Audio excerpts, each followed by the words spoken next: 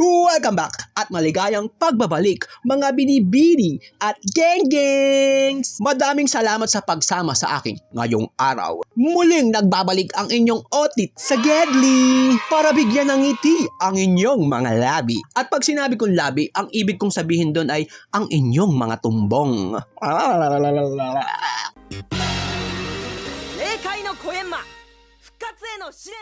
And for today's video, ito ang mga nakakabwisit na hero ngayong season 36. Personal opinion lamang ito at kung hindi mo ito trip, ayos lang yun. Umalis ka na dito at wag mo na itong panoorin. At gumawa ka ng sayo.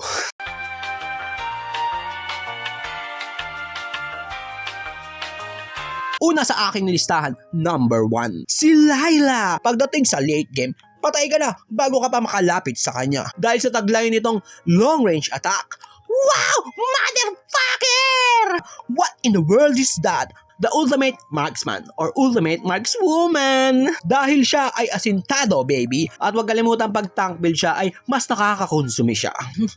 Tank build.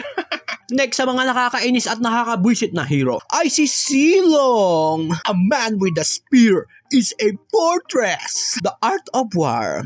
Confucius.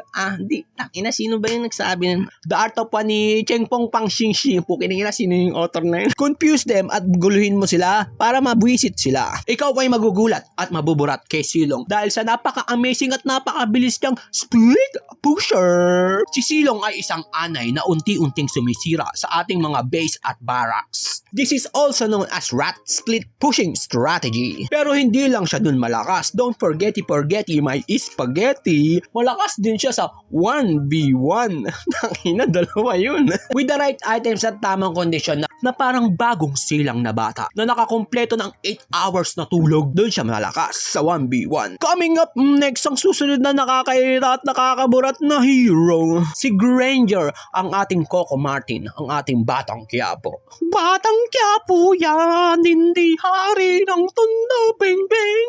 Hari ng Tondo, beng beng. Hari ng Tondo, beng beng. Mga Granger yan. Si Granger ay si Coco Martin in the flesh at hindi na ubusan ng bala sa late game. At hindi lang yun, good luck sa paghabol sa kanya dahil kailangan mo ng isang katutak na crowd control para lang mahuli at mahabol siya. At ang susunod na nakakainis at makakaburat na hero ay si Shushin, ang pokpok na mage na pakangkang. Nakadikit ka na ba sa kanya? O eto, lalayo ka muna niya. At i-stun pa niya ang iyong mga kakampi sa Gedli. I am your worst nightmare. At ang mga tangking ito ay ibabalibag niya kung saan-saan na para siyang isang salamangkero. Mage nga siya, diba? It's fucking magic, baby! With a fucking crackhead! So, paano natin kukontrahin si Sushin? Eh di syempre, ibaban natin. And last but not the least, ang nakakakonsume na hero. Ang hero na ito ay si Kaleyan. Alam nyo na, practice tayo ng practice. 1 week yun. Tapos hindi naman natin siya magagamit. Tapos pag nagamit natin siya, ayun, talo pa rin tayo. Bigat ng betlog ng mga kakampi natin. So ayun na po ang mga personal take ko na nakakainis ngayon season 36. Magkita-kita ulit tayo next week. Bye! Paalam! Ingat!